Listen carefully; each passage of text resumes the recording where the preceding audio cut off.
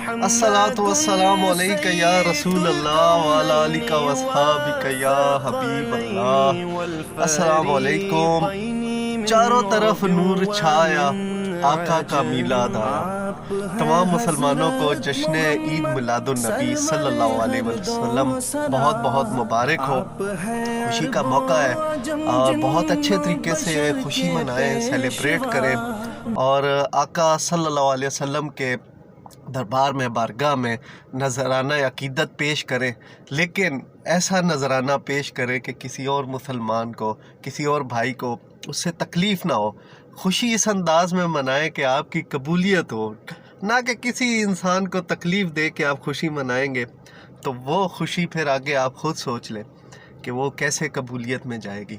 बाकी खुश रहे जी, आबाद रहे, दुआओं में याद रखें, अपना ख्याल रखें। अस्सलाम वालेकुम।